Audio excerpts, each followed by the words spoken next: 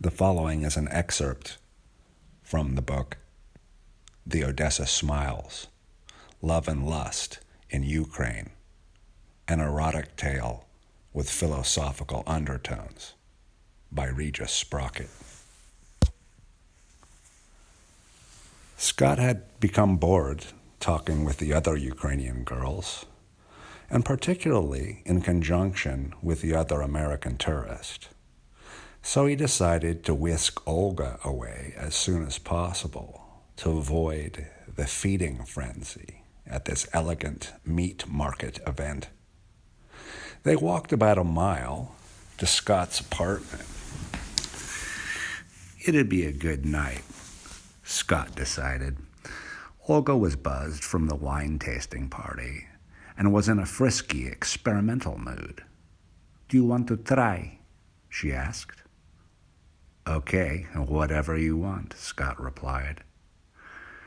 She was wearing tight beige pants, which perfectly outlined her slender hips and small buttocks, and a well-fitting sweater that clung to her rib cage.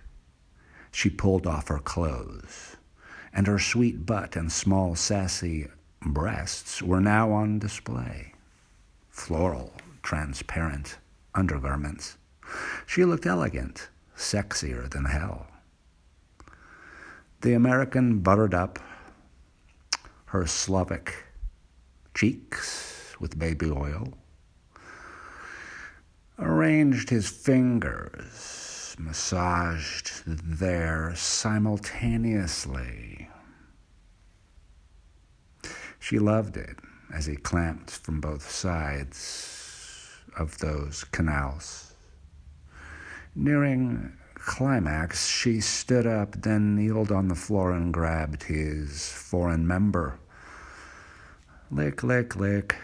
Suck, suck, suck. It wasn't long before Scott was fully raring to go, and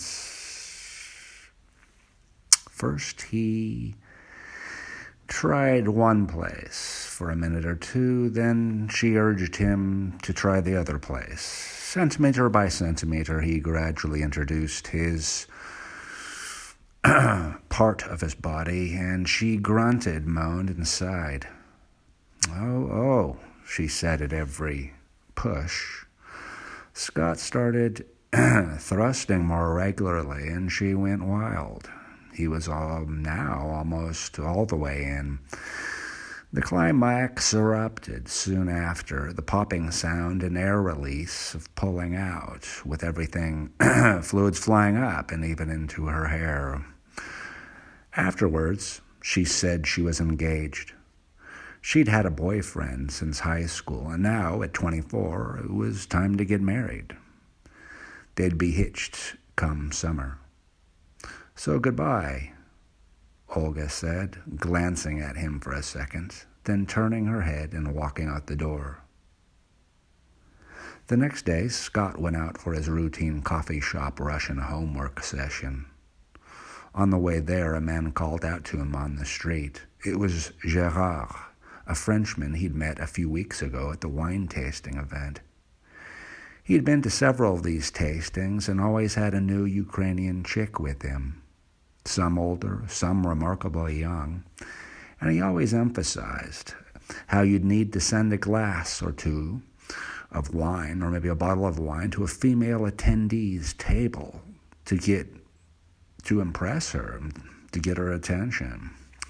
Gérard suggested they get to a stylish pastry shop and have a coffee. While there, talking a mile a minute, Gérard told the story of a recent scam of which he'd been the victim. He'd met a girl on the Badoo dating app. He met her in a restaurant, and after paying the inordinately expensive bill, they went back to his apartment. They started some heavy petting, kissing, embracing, etc. But no full-mouth kiss, no French kissing. She avoided that. He made some tea, and they sat down on the couch. He went to the bathroom, and when he came back, she had removed her shirt and was sitting there braless. After he attempted a deep kiss, which he refused, she offered him a back rub.